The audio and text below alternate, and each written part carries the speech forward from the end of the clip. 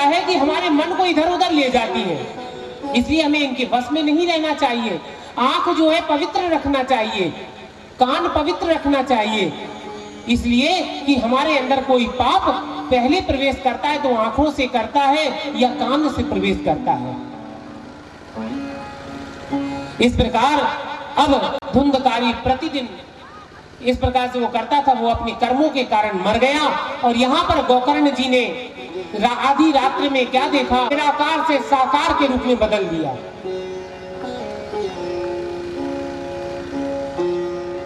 भागवत ज्ञान यज्ञ में आए हुए हमारे गुरु समान श्री गुरुदेव बनमाली जी महाराज, जो संगीत के बड़े विद्वान हैं, उनका मैं हार्दिक अभिनंदन स्वागत करता हूं। उनको व्यासपीठ से प्रणाम निवेदित करता हूं। आए अपने मंच ग्रहण करें और पारिचित जी उनको माला भी पहनाएं। ठीक है। तो इस प्रकार से और जो भी हमारे अतिथिगण के रूप में आए हुए हैं, हमारे परम मित्र साकेत, उनके पिता श्री का मैं इस ज्ञान यज्ञ में अभिवादन करता हूँ। बड़ा भाव है उनका, देखिए कथा को सुनने आए हैं, क्योंकि कथा मंगलकारी होती है। परमात्मा एक होता है, चाहे हम उसको अल्लाह के रूप में पूजें, चाहे हम उसको ईश्वर के रूप में समझें, चाहे राम के रूप में लें या कृष्ण के रूप में लें, परमात्मा वही है। और धर्म वही होता है जो धर्म किसी अन्य धर्म की बुराई ना करे, वही धर्म धर्म है। धर्म कभी ये नहीं कहता है दूसरे धर्म का इज्जत करता है, दूसरे धर्म का आदर करता है, दूसरे धर्म का सम्मान करता है। वास्तव में वही धर्म सत्य होता है। परमात्मा उसी से प्रसन्न होते हैं। इस प्रकार परमात्मा जो है सिर्फ प्रेम की वशीभूत है, वो कपट नहीं चाहते हैं। यदि आप कपट से भगवान को अगर कपट करेंगे तो फिर भगवान आपके उसमें नहीं आएगा। इसलिए निर्मल मन जन जो मोह ध्यावा, मोह कपट छल छिद्र न पाए। निर्मल मन जन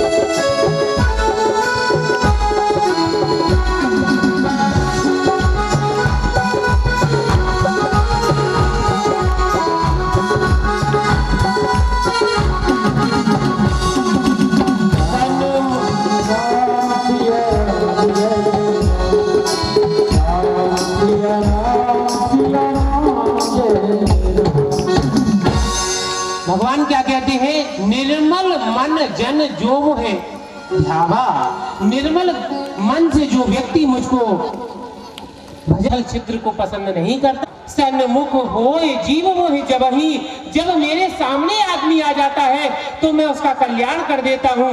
जन्म कोटि अघनासो तबहि, उसके जन्म जन्म के जो पाप होते हैं वह दूर हो जाते हैं जब वो परमात्मा के सामने पहुंचता है।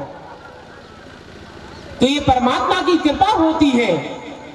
श्रीमद् भागवते महामुनि कृते किंबा परमेश्वरः सद्यो हृदय वरुध्यते यस्त्र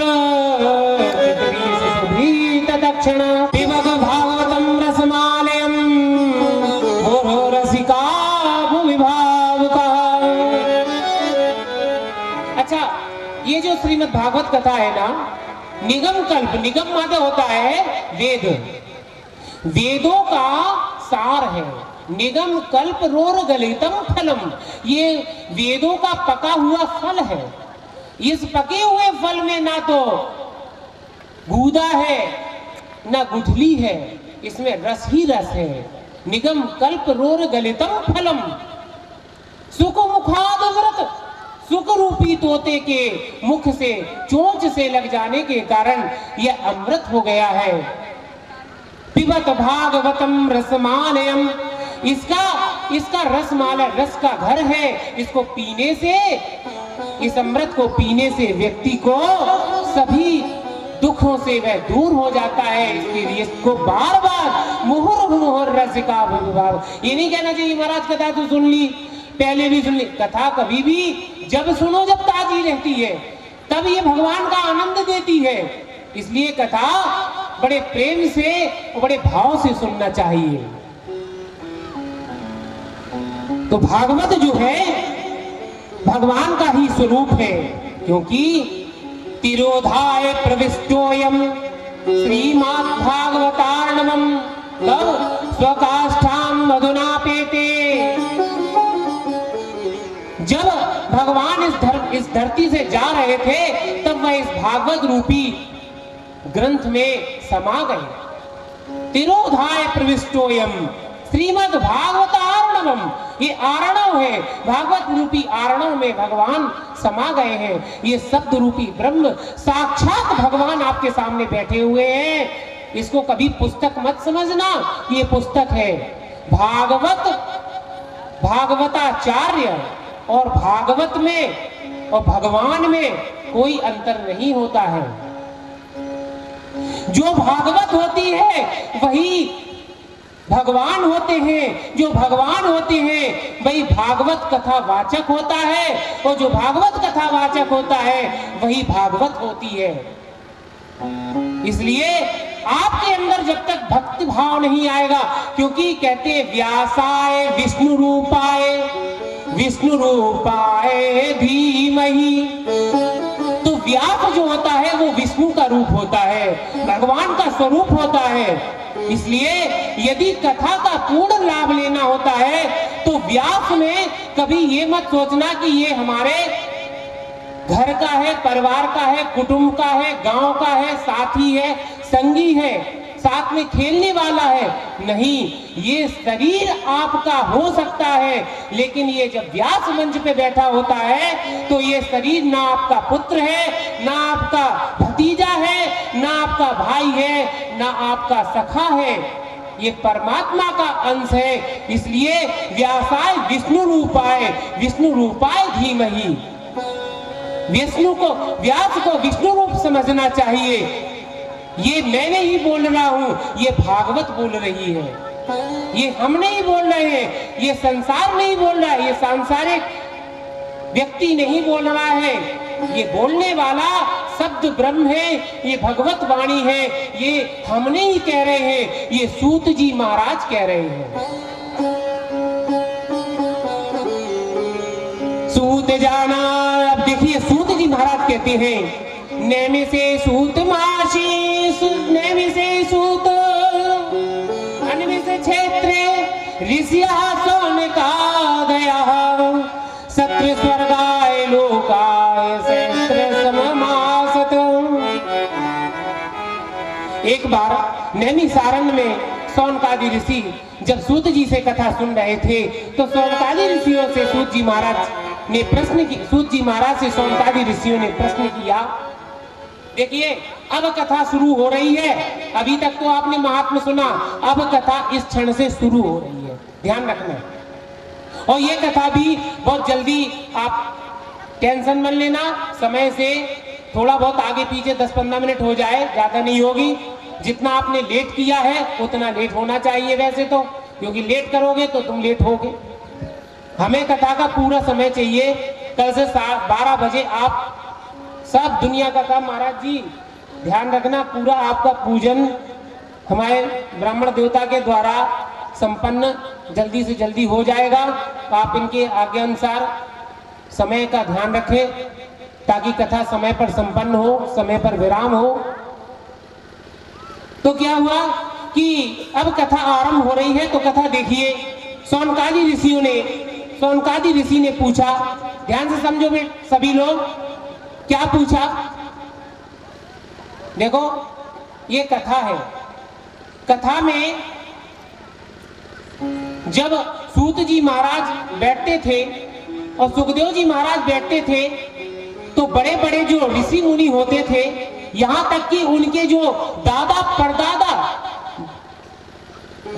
परदादा के परदादा भी कथा सुनने आते थे और सब नीचे बैठते थे, कथा सुनते थे। तो कथा श्रवण का लाभ यदि होता है तो नीचे बैठकर ही होने से होता है। अच्छा, एक बताओ, बोतल है, बोतल में यदि खाली है बोतल और बोतल में कुछ भरोगे तो बोतल खाली होना चाहिए। और जब हम जिस भरी हुई बोतल से कुछ उसमें डालते हैं तो उसे ऊपर करते हैं कि नहीं करते? यदि ऊपर नहीं करोगे तो उसमें कुछ जाएगा? नहीं जाएगा ना। तो बोतल यदि ऐसे हमारा हृदय खाली है, यदि परमात्मा को लेना है तो जैसे बोतल को ऊपर करना पड़ता है और खाली बोतल को नीचे करना पड़ता है, इसी प्रकार से जो कथा होती है जब ऊपर से निसृत होती है तब हमारे कर्णपुटों में जाती है। और अन्यथा की स्थिति क्या होती है? सुखदेव जी ने जो सुख रूप में जब कथा सुनी थी ना भगवान शिव जी, तो उस समय सुखदेव जी सुख रूप में एक पत्थर के ऊपर खोल में बैठे थे, ऊपर बैठे थे। जैसे ही वो कथा के लिए कथा सुनी, जब वो आंख खुली तो फिर भगवान शंकर त्रिशूल लेके दौड़ पड़े मारने के लिए, क्योंकि ये व्यास मंच का अपमान होता है। इसलिए कथा को कभी ये भाव नहीं रखना चाहिए कि यदि कभी ऐसा होता है, कोई अगर विद्वान कोई आकर के कह दे कि आप नीचे बैठ जाओ तो हमें शर्म लगे, साहब हमें नीचे क्यों उतार दिया। तो ये कथा का भाव होता है। और कथा यदि हमें ऊपर से प्राप्त होती है तो, क्योंकि सूत जी महाराज जब कथा करते थे तो उस समय दादा परदादा के परदादा भी कथा सुनने आए। तो व्यक्ति ज्ञान से बड़ा होता है, ना कि आयु से।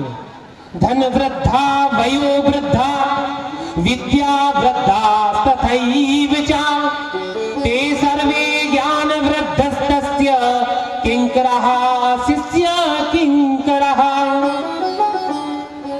धन वृद्धा वयो वृद्धा, धन से बड़ा हो तो बड़ा नहीं होता आदमी, आयु से बड़ा हो तो भी बड़ा नहीं होता है आदमी। और विद्या वृद्ध तथैव च, चाहे विद्या में भी बड़ा हो, लेकिन जो मनुष्य सर्वे ज्ञान वृद्धस्तस्य, और सबसे बड़ा कौन होता है? जो ज्ञान में बड़ा होता है, जो मनुष्य धन में बड़ा है, आयु में बड़ा है, और जो विद्या में बड़ा है वह बड़ा नहीं माना जाता है। और जो ज्ञान में बड़ा होता है वह बड़ा होता है। इसलिए कथा अमृत को शिष्य की तरह नीचे बैठकर रसपान करना चाहिए। ये मैत्रेय उपनिषद में कहा गया है। इस प्रकार से, क्योंकि हम संसार सागर में हैं, सूत जी महाराज कहते, सौनकादि ऋषियों ने कहा, संसार सागरे मग्नम दीनम मा करुणानिधे कर्म मोहे ग्रहीतांगम मामुद्गर भवरणताउत। हे करुणा निधान, हे प्रभु, हे संसार सागर में मैं डूबा हुआ हूं,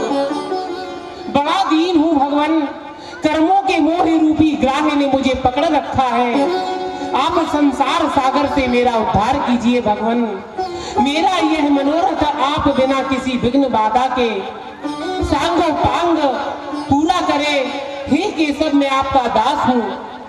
हे भगवान, हे सुखदेव रूप भगवान, आप समझाने की कला में कुशल हैं, सब शास्त्रों में पारंगत हैं। आप मुझे श्रीमद् भागवत कथा ज्ञान यज्ञ के बारे में बताइए, ऐसी बातें बताइए, ऐसा ज्ञान दीजिए कि मेरे हृदय के में प्रकाश हो जाए, मेरे हृदय में भगवान उतर आए।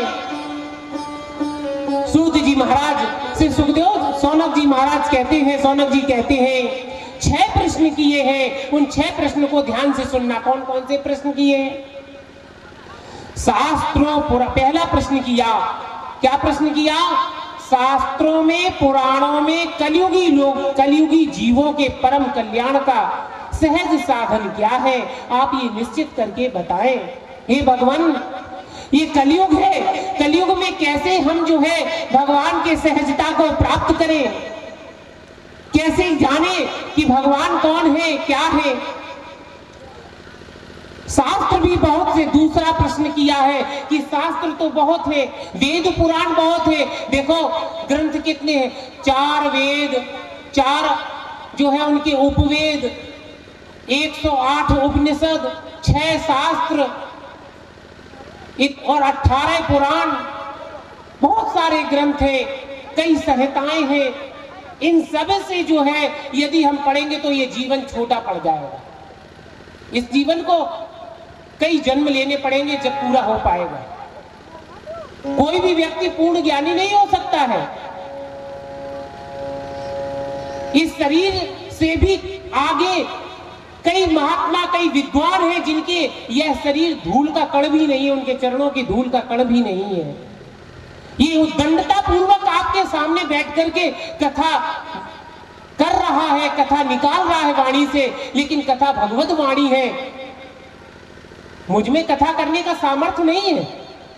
मैं तो कथा करने जा रहा हूं। मैं कथा कुछ नहीं जानता हूं। मुझे भगवान का एक अंश भी नहीं जानता, उसका कुछ ज्ञान नहीं है मुझे। लेकिन हाँ, यदि माँ जगत जननी की कृपा से और ठाकुर बाके बिहारी की कृपा से और आप सभी ग्राम निरौना के सभी क्षेत्रवासियों से और हमारे सभी भाइयों बंधुओं सबके द्वारा आशीर्वाद से, आपके पुण्य प्रताप से जो कथा हो रही है वो सब उसका ही फल है। और वह भगवान की प्रेरणा से होने के कारण यह भगवत वाणी अवश्य आपको उस संकल्प की पूर्ति कराएगी जो संकल्प आपने ग्रहण किया है।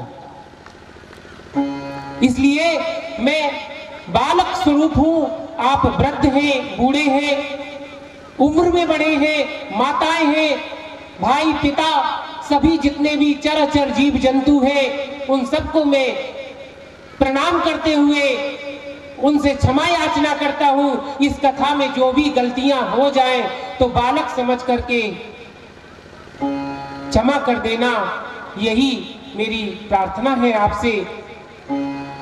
अब यह कथा शुरू हो रही है, अभी तक तो आपने कथा का महत्व समझा है, तो मुझे विश्वास है कि आप लोग मुझे क्षमा भी करेंगे, मेरी गलतियों को भी नजरअंदाज करेंगे और आपके आशीर्वाद से यह कथा बहुत अच्छे तरीके से पूर्ण होगी। तो दूसरा प्रश्न किया है सौनक जी ने, हे सूत जी महाराज, तो बताइए कि इतने शास्त्र हैं, इतने वेद पुराण, इतने ग्रंथ हैं, हम क्या क्या पढ़ें, कैसे बताएं और अपनी बुद्धि से उनका सार निकाल के बताइए। देखो पहले हमने कहा था ना कि सार ग्रहण करना चाहिए, तो सार बताइए जिससे प्राणियों का परम कल्याण हो, जिससे हमारे अंतःकरण की शुद्धि हो, अर्थात सभी शास्त्रों का निचोड़ क्या है वह हमको बताइए। तीसरा प्रश्न किया, हे भगवान, यदुवंशियों के रक्षक परम भक्त वत्सल भगवान श्री कृष्ण वसुदेव की पत्नी देवकी के गर्भ से क्या करने की इच्छा से अवतार लिया।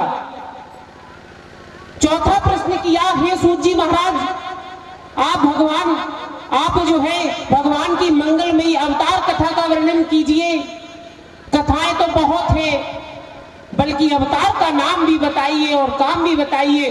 कौन सा अवतार लिया और क्यों लिया, किस लिए लिया, ये भी बताइए।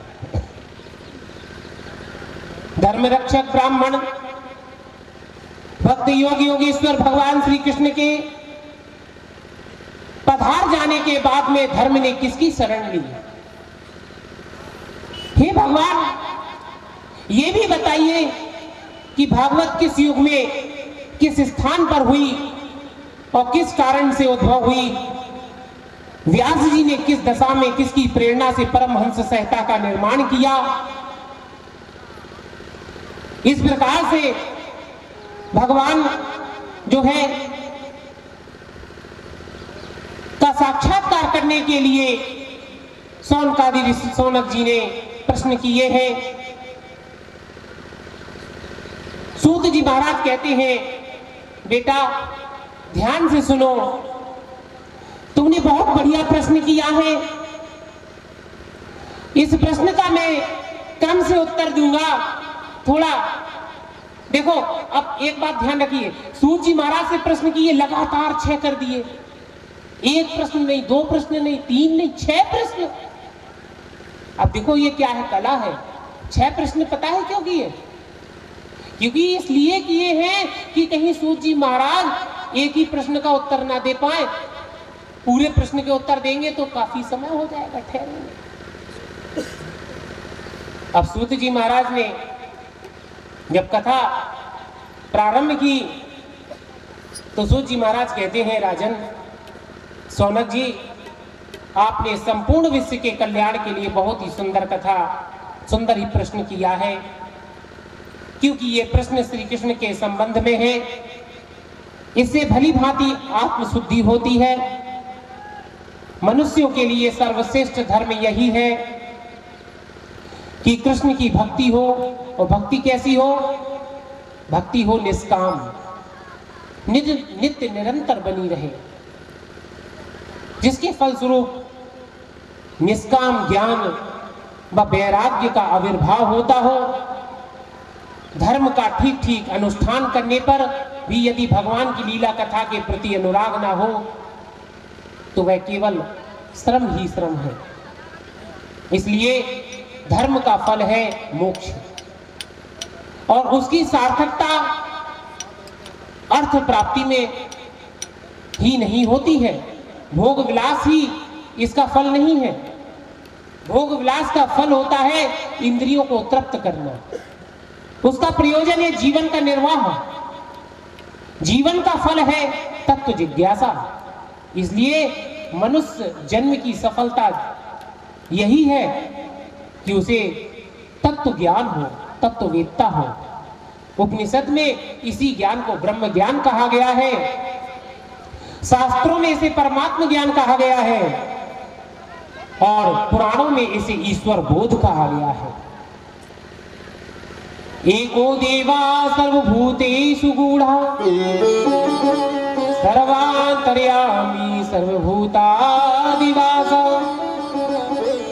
कर्माध्यक्ष सर्वभूतादिवास साक्षी चेता केवलो निर्गुणश्च। बेटा तुमने बहुत से प्रश्न तो किए, लेकिन इन प्रश्नों के हम उत्तर देंगे, थोड़ा धैर्य रखो। इसके पहले मुझे अपने गुरुजी का तो ध्यान कर लेने दो, जिसकी कृपा से ये कथा होने जा रही है। तो गुरुजी का ध्यान किया है। यम प्रवजंत मनुपे तमपेत कृत्यम द्वैपायनो विरह कातरे आजुहा पुत्रेति तन्मय कया कर्मो अभिनेस्तु दुस्तम सर्वभूतिर्विम मुनिमानतो अस्मि। अच्छा, अब गुरुदेव कौन है? सुखदेव जी महाराज हैं। सुखदेव जी महाराज की जन्म की कथा आती है। सुखदेव जी महाराज का जन्म कैसे हुआ? सूत जी महाराज कहते हैं, एक बार की बात है, नारद जी माता पार्वती के पास गए कैलाश पर्वत पर और जाकर के मां से पूछा, मैया आप बहुत सुंदर भोग लगाती हैं, मुझे भी वह भोग दीजिए। और भूले रे कानों में अमृत घोल, कृष्ण कृष्ण बोल सुखे कृष्ण बोल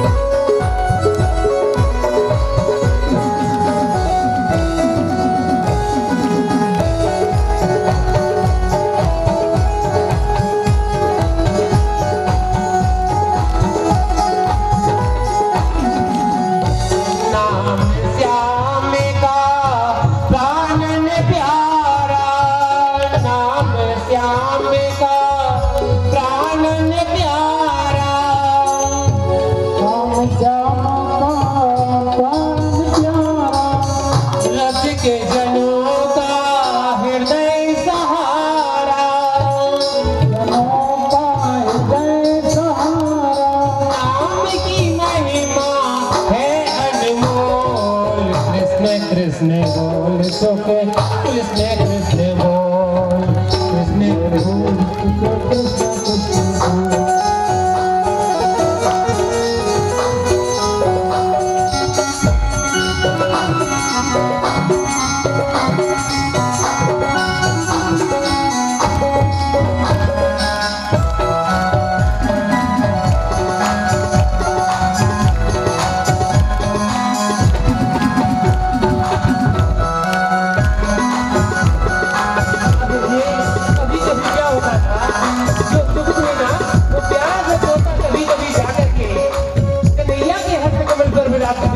बैठ जाता था तो कन्हैया बड़े प्रेम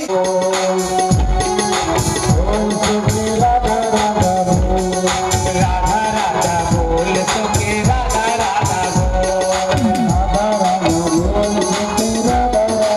राधा बोल। मेरे कानों में अमृत घोल, मेरे कानों में अमृत घोल के रखना राधे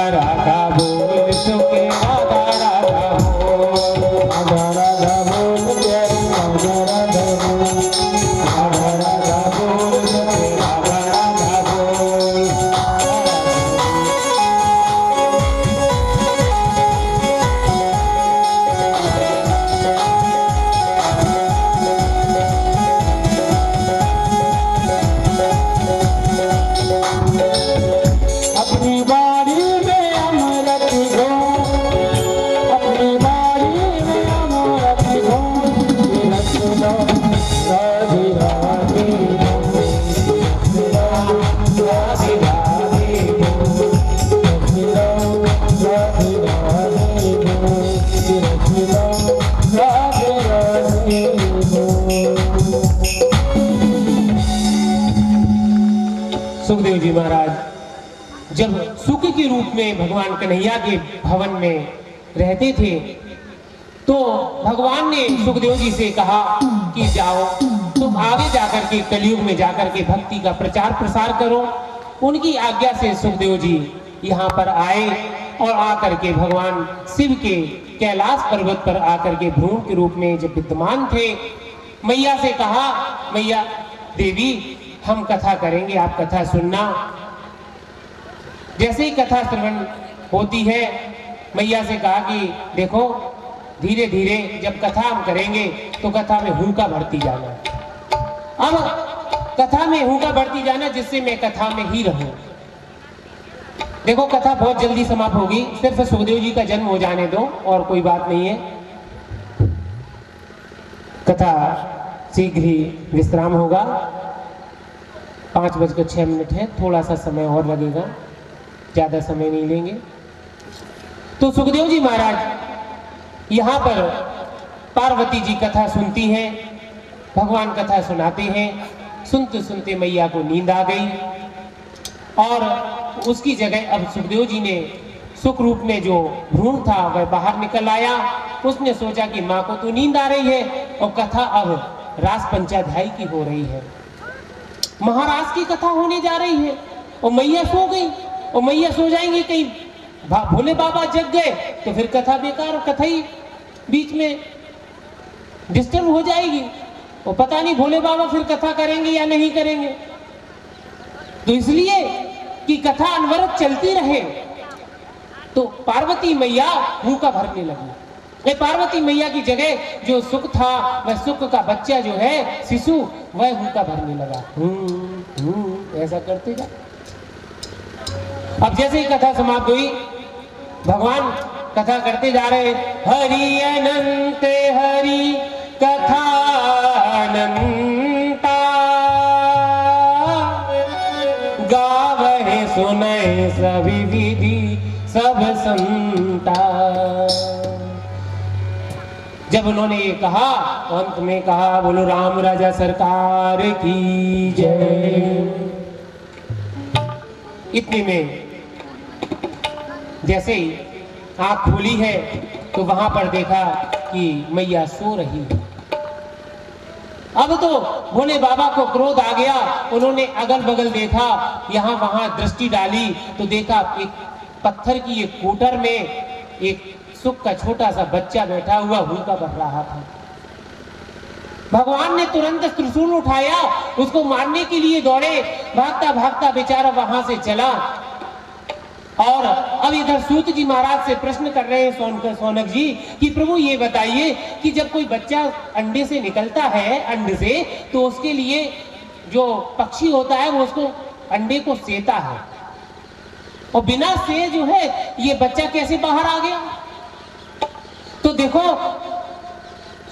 सूत जी महाराज कहते हैं कि जब भगवान कथा करते थे तो बीच बीच में जब भगवान की कथा को करते करते रोने लगते थे, आंसू आने लगते थे, तो रोते हुए उसके ताप से आंखों से निकलने वाले जो आंसू होते हैं, उनके ताप के कारण वह अंड जो है निषेचित हो गया और उससे शिशु रूपी जो सुख था, जो तोता था, वह अंड से बाहर आ गया।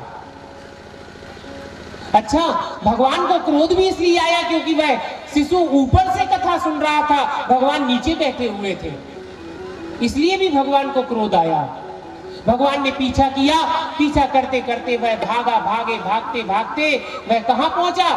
वह पहुंचा सम्यक प्राशास्त्रम बद्रिकाश्रम में। वहां जो विटका देवी थी, ये व्यास जी की पत्नी थी। भगवान वेद व्यास की जय।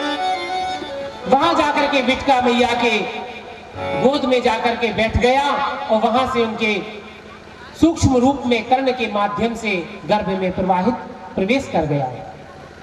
इधर भोले बाबा जल्दी जल्दी पहुंचे और जाकर के सब जगह जब उसके पीछे पीछे भागते रहे और अंत में जाकर के उस आश्रम में बाहर ढूंढने लगे। व्यास जी ने कहा, प्रभु आज कौन सी आफत आ गई जो आप यहाँ पर कुछ ढूंढ रहे हैं? बोले मेरा एक शत्रु है, वो वहां पर यहीं कहीं छिपा हुआ है। प्रभु कौन सा शत्रु है, मुझे तो नहीं दिखाई देता। बोले मेरा एक शत्रु है, वो यहीं कहीं छिपा हुआ है तुम्हारे, मैं गारंटी से ये कहता हूं तुम्हारे आश्रम में ही है।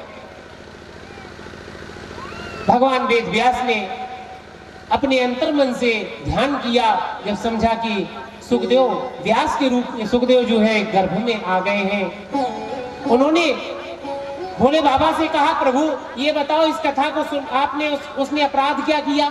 बोले अपराध तो बहुत बड़ा किया है, एक तो अमर कथा सुन ली, दूसरा अपराध ये ऊपर बैठ करके सुनी, और तीसरी बात ये है कि हुक्का भरता रहा पार्वती जी के, पार्वती हुक्का भर रही थी उनकी अनुपस्थिति में, वो भरने लगा, हमें धोखा दिया। अच्छा तो फिर अब क्या होगा? बोले मैं उसको मार दूंगा। बोले कथा से क्या लाभ है? कथा सुनने से ये लाभ है कि वो अमर हो जाएगा। बोले अमर हो जाएगा तो कथा तो उसने रसपान कर ली, तो अमर तो वैसे ही हो गया, अब तुम मारोगे कैसे? बोले बात तो सही है, जब अमर कथा रसपान कर ली मार भी नहीं सकते। फिर